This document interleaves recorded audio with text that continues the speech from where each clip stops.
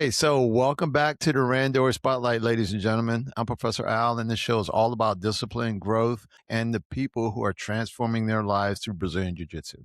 We spotlight real stories from our students here at Team Randori.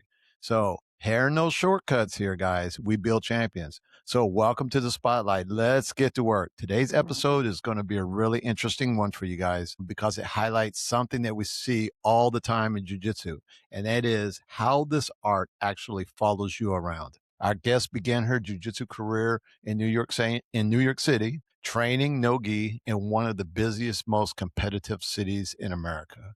Like many people, life eventually brought her a new chapter, and now she's living in our great city of Annapolis. But what's fascinating, this is what is super important about the story we're going to talk about, is that even with the move, the connection to BJJ stayed strong. Today, we're going to talk about a couple of things. We're going to talk Brazilian Jiu Jitsu in New York, the experience of training in no gi, because that's where she started in a fast paced city doing no gi, what it feels like to walk into a new place. I mean, she left New York, big giant city, coming down to Annapolis, training here with us here in Team Randori, and what her early stages of jiu-jitsu were like, the beginning, the foundation, and to see how it's different from when she first started into where she's at now. So this is going to be a great episode for anyone who's ever thought about trying jiu-jitsu, especially women.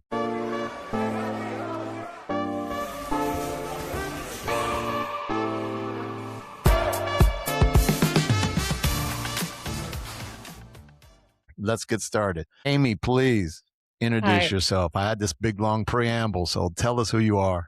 Hi, I am Amy. I actually was born and raised in Baltimore County here in Maryland, but moved away right after high school and have been actually following a few different sports as I traveled around. My last large stint was 20 years. I was about 21 years in New York City and Man. decided after a few other sports, snowboarding, basketball, all sorts of things. I decided I needed to start doing something that was a little bit more challenging for my brain and body than just going to the gym. So Mm-hmm, I mm-hmm. decided I wanted to try Brazilian Jiu-Jitsu. Somebody, a friend of mine, had showed me actually a video of some women competing, and I was immediately hooked just from watching the energy and it just being like kind of like a just like this one-on-one sport that seemed like it could incorporate goal Uh-huh. setting personally, and so it's something that I really wanted to jump into. Now, well, Yeah, let me jump back for a second. You said basketball. Talk to us about basketball. basketball. So Yeah. I was the captain of the basketball team in high school. Uh-huh. I was a forward. Uh-huh. I was highlighted in the local paper for best defense, the most block shots. I was just telling my nephew this morning actually because I was just at his game Uh-huh. Uh-huh. that I oftentimes got in some trouble with the coach because I oftentimes got fouled out of the game. Once you get 5 fouls, you have to sit on the bench. And then one of his most valuable players is now on the bench because she's, has all kinds of excuses as to why she's getting Uh-huh. fouled Uh-huh. out. But nevertheless, yeah. So, I mean, the training for basketball was intense. I mean, so it started as a young person, vomiting on Uh-huh. the sidelines, running, Man. suicides and sprints and getting screamed at. So, jump, I'm jumping, Yeah. I'm Yeah. trying. So Anyway, so that was jujitsu's not that much different then, huh? no, not that No, much. I've no. definitely been in jujitsu and then said, hold on, I might vomit, I might throw up, let me get up. Well, Yeah, screamed at the it's a good thing that you sidelines. didn't. Yeah. Yeah, no doubt, no doubt. So, I mean, it sounds like you had an intensive basketball career and, Mhm. and I know you a little bit and that you are super athletic, so, you know, I I I want to ask you, if someone was going to ask you about jujitsu, and people always have this misnomer that you have to be in shape to get Mhm. into jujitsu. Now, I know it's a little easier, when you're in shape and you're fit, but if you're not, what would you say to somebody who was like, I want to do this, but I'm not fit? Yeah, what I would say is you don't have to be fit because maybe that was my story for when I was younger person. After that I went on to snowboarding and I actually was a professional snowboarding person for about 12 years in Colorado. Uh-huh. But, however, when I got to New York City, I was just like someone who went to the gym and then was trying to work my butt off to pay my bills. And I can't say that I was very Uh-huh. conditioned. I mean, I was doing all the things that people who are overworking do, drinking too much, Mhm, just mhm. sleep. Yeah. I was not taking good care of myself. And that's when I Uh-huh. decided I Uh-huh. needed something that was going to introduce some discipline into my life that was also interesting and also, giving me some physical goals for my physical health. So that's why I got into jujitsu, and I was not in shape when I got into it. And I dove straight in. So, what I would say for somebody, it is completely plausible and it is a completely fine idea to get into it and to condition yourself as you're going. However, take it easy. Somebody who's used to going full throttle, I did kind of go into it a little fast, thinking I could jump right back into my athletic ability, Uh-huh. and that I did have a few injuries, but that was on me. I think you go to a school that is responsible with their training. You have someone to guide you. You have a safe place to go, and it's completely feasible to get in shape while you're learning jujitsu.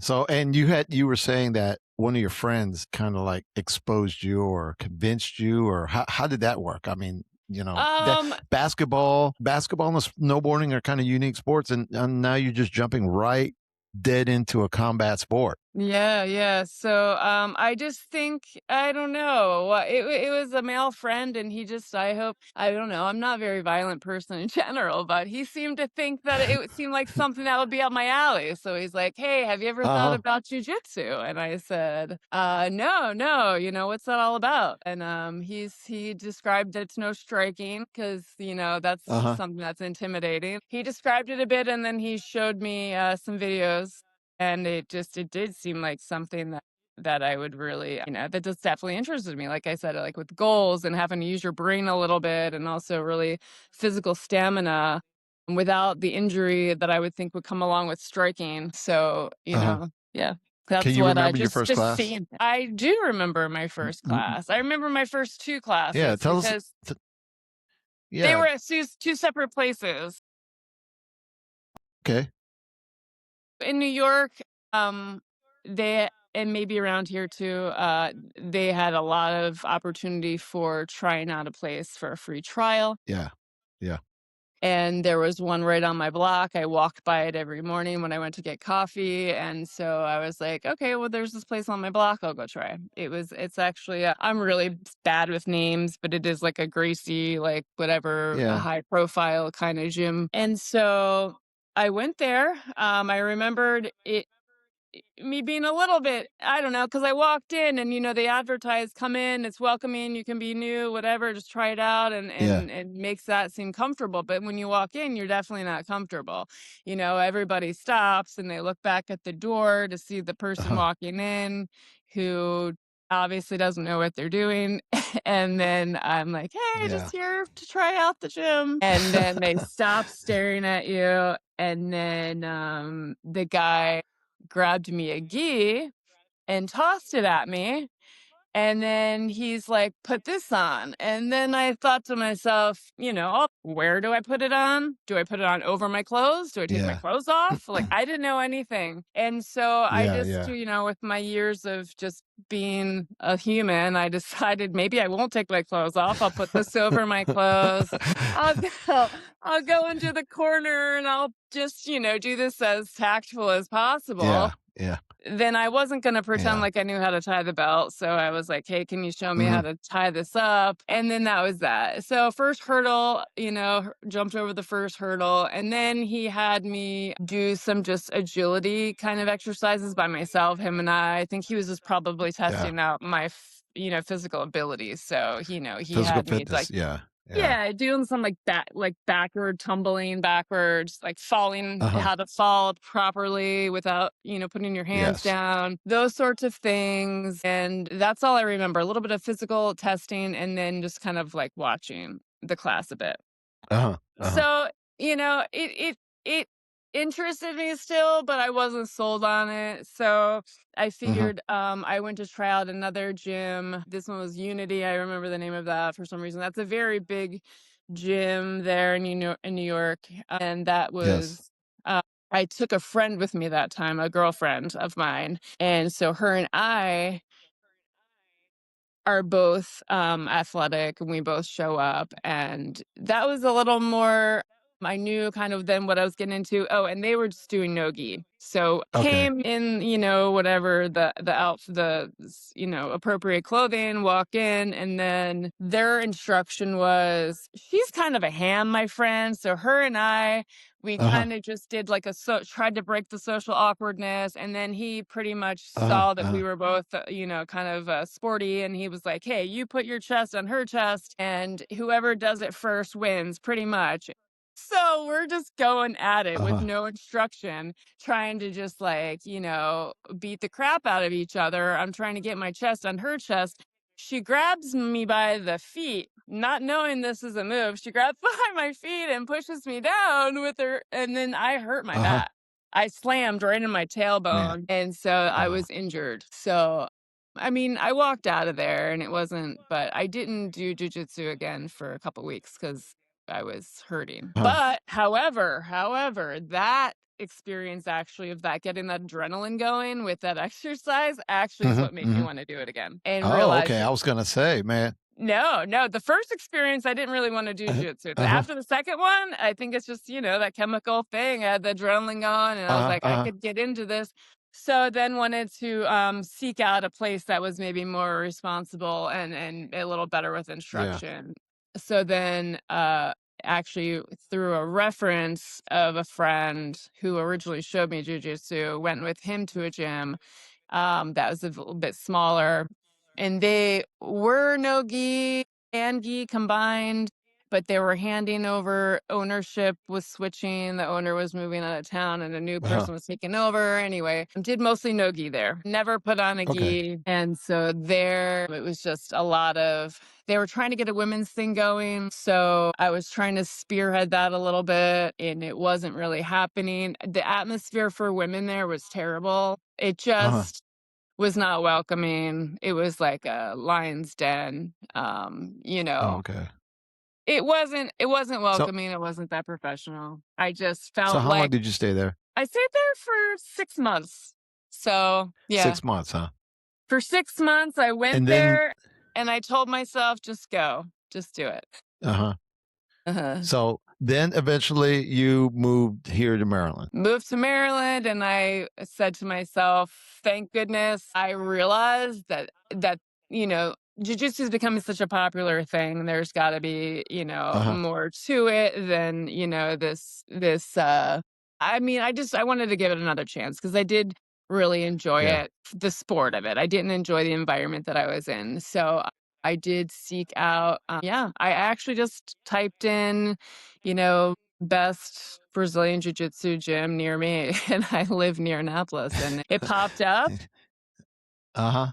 as, to try it out, and so I just did they landed there, and it totally met my expectations and have been learning so much and focusing now more on gi and just, I mean, everything about it is what an environment should be where you're learning a new thing. I feel Okay. safe. I'm learning a lot. I'm feel excited to go back, and it feels all about the Well, sport and not a lot of other underlying, mental stuff. yeah, yeah. Well, that's the goal here. At the end of the day, I want you to, I want you to express, the good, the bad, the ugly. And at the end of the day, this is, this is a discussion, and if our gym is not right or if we're doing something wrong, I need to know about it at the end of the day too. Because everybody is a beginner at one point in time. And when they come, Mhm, they deserve a very welcoming, safe environment, mhm, not one that someone's going to, just throw you into the lion's pit and just expect you to survive. And you mhm, are the customer, you're the customer and you pay for something. And we should be able to provide that to you, whatever you ask for. And we should do it in a reasonable, safe manner. mhm. Well, I'm glad you I'm glad you got on the internet and found jujitsu near me. I think I'm Yes. gonna name the academy that jujitsu near me. So now you've been training. Yeah. So now you've been training with us for a little bit, right? So, Mhm. you are you gonna no, I've actually looked at our ladies jujitsu group, and now I've realized some things. I've seen how the ladies groups, the little icons change once in a while, and now I know you are the spearhead of all of that. You're Yeah, changing the right. group, you're changing the dynamic. So, the ladies, I was like, man, this little ladies thing is growing here. And who's the catalyst behind this? Yeah. Now, my astute investigative skills have actually exposed the culprit. And now I know who it is. Yes, it's So, true. so let me ask you, so from a beginner's perspective, someone who's relatively new, you're still new a little bit. What Yeah. has been the most challenging part about learning this art so far? What's been the most challenging part? By far the most challenging thing for me is the pace at which progress happens, to be honest. And Uh-huh. personally, that's challenging for me because, and I'm sure it's combined with the fact that the other sports I learned were at a younger age. And we all know that when you learn things Mhm. at a younger age, whether it be a musical instrument or a language, it's much easier to learn.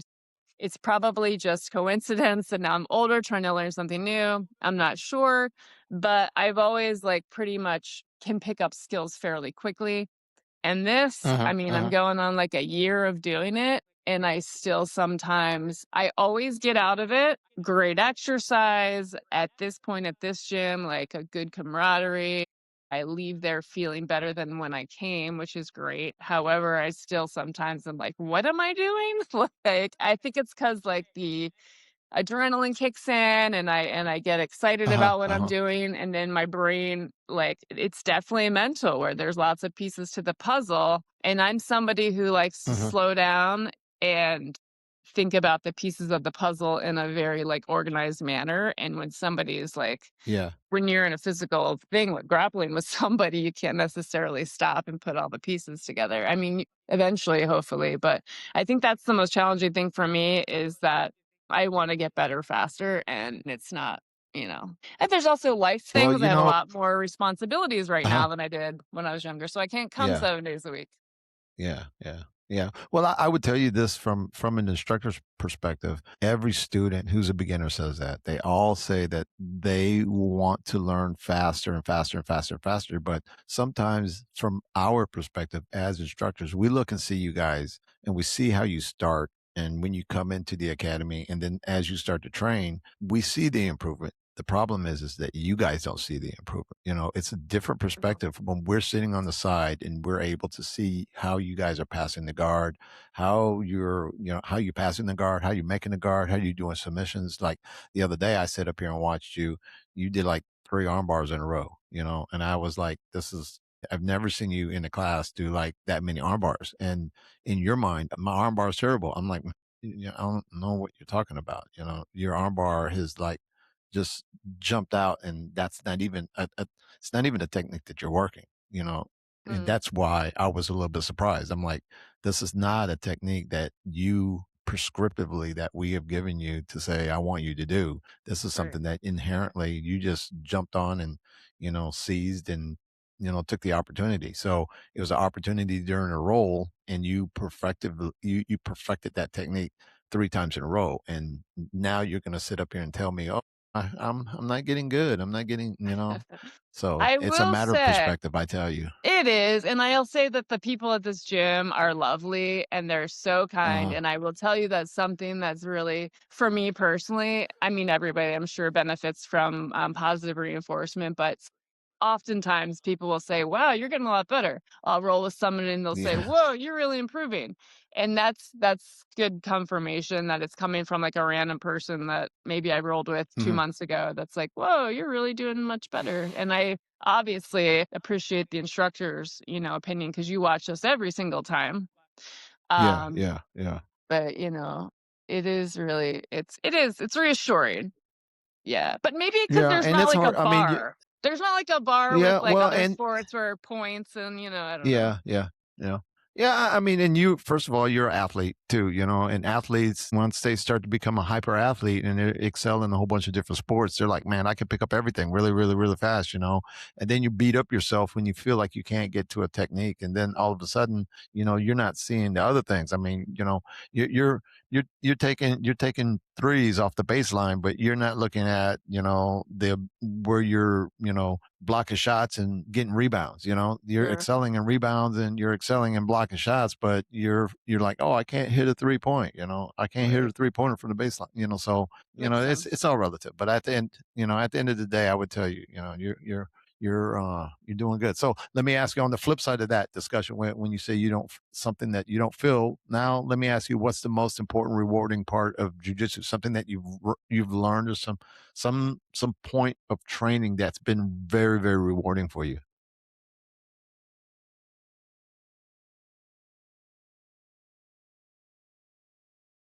I think what's really rewarding for me personally is just confirmation that if you like know something in your heart that you really want to work towards, it's not Uh-huh. easy, but you have to just keep doing the thing, putting in the time, and you do reap the rewards. It does happen. I think Yeah, just yeah. this is something that is challenging for me, and it's not disappointing. It's definitely every time I come, I'm glad that I came. And I think that it's what I was hoping that it would be for me. And that's huge Uh-huh. for me. I feel like it's like another angle I wanted to take with that, but I can't really put it into words. But I think just mostly like life has lots of ups and downs and all arounds. And I just think this is something that's like steady and it's not easy. It's kind of hard. But when I push aside the other hard things and I do this thing, it rewards me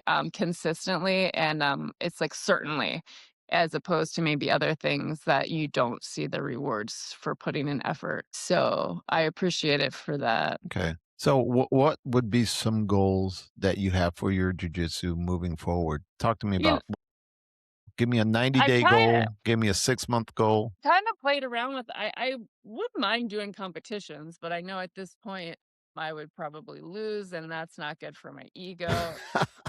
Yeah, that's And also it's like with my age and my weight and stuff, I overthink everything. And so that's you why I are think, oh, you know 100%. what? For jujitsu, that's something that's Uh-huh. really good for me. It's actually calming because you can't like think about a million things at one time while you're doing it. You're like in the Uh-huh. moment. Uh-huh. And so that is Uh-huh. probably the most rewarding thing for me. Yeah, like overthinking it. If you give me time to overthink something, I will. So I don't know, just jumping in and doing it, I guess. But that would be a goal of mine to compete and just see how it pans out. I don't know. I can't predict what would happen. Like who's gonna be there to, whatever. I don't know. There are There's going to be there's not people. many women out there my age, and I'm just like, I don't Oh, know. you would be surprised. You would be Yeah. surprised. We go to Las Vegas and we go to the Masters Worlds, and they, even for me, I'm an old person, and there's people that are in my weight class. So there's people, all ages, all sizes, all skill levels. The only Mhm, thing you have to mhm. do is say, "Hey, I want to do it," and then we make it happen for you. So Yeah, it's yeah, if it's a goal of yours, yeah. it'll happen. So, no, Making sure that go it's a go. goal that is like a goal that's gonna a good goal and not just something that I need so that I can like Uh huh. give myself points or gauge my progress. I can just believe in my progress, like you're saying, and I don't need like a competition to Uh gauge huh. my progress and make sure it's something Yeah, that yeah. would actually be fun for me and like something that's worth putting my time into. Well, I was going to say, the last competition that we had Professor Guillermo had like maybe 6 or 7 adults that had never competed before. They got on the mat, and the last thing, well, of course, when you get on the mat, the first thing you think about is whether I'm going to win or lose. But at the end of the day, the last thing that they were thinking about was whether they were going to win or lose. Right. They weren't thinking about that. They were thinking about how much fun it was, how much, intensity it was, the Mhm. aggression of the other person. So winning and losing was a thought, but it was something super exhilarating. It's that Right. almost that adrenaline rush that captured them. When you get on the mat for the first time and you come into the academy, you get that adrenaline rush. That's what everyone who has competed has come back to discuss that with me. They were like, man, I can't believe that rush I got just to get on the mat. Mhm. And now the next thing I know, they're all like, when's the next one? When's the next one? When's the next competition? So I'm going to go back to the women question. There's a lot of Mhm. women that are curious about doing jujitsu, so, sometimes it's hard, because when people start talking about a combative sport, they think, oh my God, there's going to be these crazy people. Some places aren't very friendly and some places don't have the etiquette that they Mhm. kind of should have in order for the client to feel comfortable. But all in all, if there was a woman that was going to talk to you about doing jujitsu, and they were super nervous about stepping into academy, what would be some of the things that you would tell them to make them feel at ease and to try this wonderful sport? Yeah, I would say if it's something you wanna try, then just, get a tight grasp on, like, why you wanna try it, and then meet those goals, like, seek that out, like, whatever it is that you're for instance, if you wanna get into it for, the exercise part of it, like, make sure that you're Uh-huh. putting you're all into it and that you're really getting that out of it. Make sure that you try to avoid situations that are gonna make you uncomfortable. Like there are men out there who are uncomfortable with you being there, and that's Hmm. their Hmm. problem, not yours. And I Yeah. would say that, if you have a bad vibe with a situation, just stay away from it. You don't have to overthink it or take it anywhere. And I would say just it's an amazing sport. Get out of it what you're looking for. And if things seem uncomfortable, go to the leadership at your gym if you need to. But yeah, before that, you can choose who you want to intermingle with because, as a woman, you definitely will get some people who aren't sure how to handle you as a woman being there. Hmm. And Hmm. like I already said, like that's not your issue. Your issue is that you're there to get something out of it. And so go there and get that. Yeah. Get that. Okay. Don't take away from it. I would say seek out other women in the gym, seek Hmm. out women that you feel comfortable with. And I know that as a Hmm. woman, having other women that you can talk to about things that make you uncomfortable makes you feel like you're not alone because that is the thing. Sometimes you can feel isolated in the gym because, you're smaller, you're weaker, you're a woman. There's so many things that go along with being a woman in today's society. That's just the tip of the iceberg. So then walking into a gym Yeah. that's testosterone and there's lots, it's just so you just have to really it's definitely doable. It's fun for me. It's not at this gym that I'm at Randori, it's not intimidating. I feel like I am learning. I am getting out of it what I want. So if you're in a place where that you're not feeling those things, then don't continue to go there for 6 months. Like Yeah. find Yeah. a new place. And then, seek out the people who you feel comfortable with and build a small community and establish comfort. It's there. All right. All right. So I'm going to ask you one final question. It's going to be one I'm going to stump you with here. And I'm sure you have an answer for it, though, but it's going to be a difficult one. If you could go Okay. back all the way back to yourself before your very first jujitsu class in New York, knowing what Mhm. you know now, if you could Mhm. go back and talk to yourself, what would you tell yourself? For me, it's easy just because whatever, hindsight's 2020. I feel like I would tell myself what I just told the other ladies out there. You know, I wouldn't have Uh-huh. stayed where I was for 6 months. Yeah. I wouldn't have thought that like trying to be in a gym with this sport as a woman was like a mind game. It's a sport. It's not this thing where I have to like boost myself up mentally every time before I walk in the door. Okay. And Yeah. it's like if I'm not comfortable somewhere, move on. It's a sport that's open to all, and there's going to be a place for you where you're comfortable and you don't have to take any BS from people. Yeah, no doubt, no doubt. Well, Mhm. Amy, I do appreciate it. So, guys, ladies and gentlemen, this has been another wonderful episode of Randori Spotlight. Stories like this is what Brazilian Jiu Jitsu is really about, our growth, discipline, and building a stronger life on and off the mat. if you're in the Annapolis area and you've ever thought about trying Brazilian Jiu-Jitsu, we invite you to come and experience it for yourself at Team Randori Martial Arts. Thanks again for joining us. Congratulations for moving down here to Annapolis and starting this new chapter in your life and coming to Team Randori, man. You are a very valued student. We love having you in the academy, even though you're hijacking the ladies chat group. I think there's going to be more on that. Ladies. I want them to No, keep go ahead. coming. They're going to keep coming, man. Especially after they see this. They're going to be like, Amy's hijacking it. I can hijack it too. I mean, only thing they need is a rope. There'd be cowboys out there. I didn't even know how you had the powers to change stuff in that little WhatsApp group. But then again, I'm not the smartest person on that kind of stuff. You didn't know that you have the power to not let me have the power. You can I don't know. I didn't know if what. I was looking at it the other day and I saw who put a new picture. I didn't even notice that. I thought there was a new group in What's Up. I was like, man, I'm in a new group in What's Up. And I looked and I saw all of you guys in there. I was like, how in the hell did the picture get changed? Did you notice what the picture is? Yes, I saw that. I had to look at it first. At first, I looked at it a couple times, and then I looked at it and I was like, it's Bree and Guillermo. What the heck? And sitting on her head. Yeah, you weren't in the inside of the inside joke on that one. Sorry. Oh, but then again, I had to catch up. You got me up to speed. So, oh, good. I appreciate you guys. You guys are so fun. It's an awesome class. The deal is we have a lot of ladies in the academy. It's just scheduling. I mean, we're just I'm got to get to a point in time and keep drudging through to get all the ladies to get on the schedule. And, they build the habit. They're all here at the same time because, we've got like 15 ladies in the academy. It's just they're all coming at different times. So, again, thank you very much. I do appreciate you spending some time. Your time is super, super valuable. And we'll see you in the academy and the ladies class. And you're in all the other classes anyway. So awesome. Well, thank you very much, young lady. You have a good weekend.